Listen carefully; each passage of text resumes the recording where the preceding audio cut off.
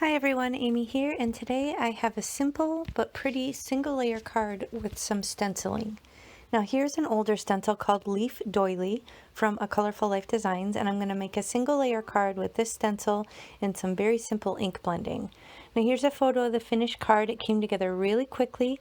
There's not really any dimension other than the glued on sequins, so should be easy to ship, nice and flat, lightweight. And here I'm just laying it down directly on the card base and masking off the edge with some post-it tape. Now you can use pixie spray on this to kind of hold it in place, but I made do with the magnets and it worked just fine. And this has a fall feel to me, so I'm working with warm fall colors, and I'm actually just using residual ink on my blending brushes. You absolutely could kick this up and use ink pads direct to the paper, but I wanted this to be a little bit more subtle and subdued. So that's why I opted to just kind of clean my brushes and create a card at the same time. So I'm just working with analogous colors, starting from red, working into orange and yellow, using the color family brushes that I have. I keep one for every color family, plus pink, purple, gray, and black. So I usually have 10 different blending brushes, but with the way they work, you can absolutely get by with fewer than that if this is your mode of blending. And these are blending brushes from the Rabbit Hole Designs, and they are back in stock if you're interested in that. So I'm just going to remove these magnets and remove the post-it tape and pull back the stencil and reveal this awesome design. You can also do it without that outer portion of the stencil and then just let the color kind of blend out onto the composition, and that would work beautifully as well. Now this is a new stamp set that I got from scrapbook.com. It's called Celebrate Expressions, and I will link that and all the other products in the video description box below.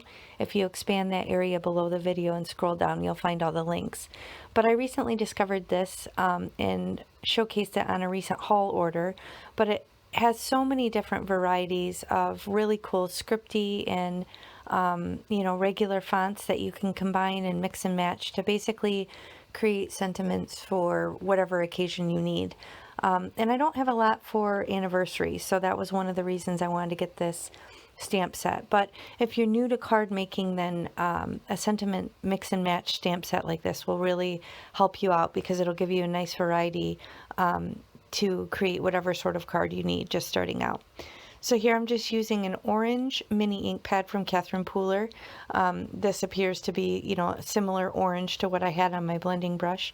And I decided to stamp the happy first and then remove it and then attach the anniversary to my Misty door, just so I can get the anniversary nice and close to the word happy. So I could have probably spaced them out and done them at the same time, but I wanted to make sure they were nestled up close together.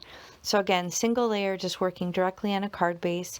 And here I have some iridescent sequins, and I'm just going to lay them down in odd numbers, 3 on the top, 2 on the bottom.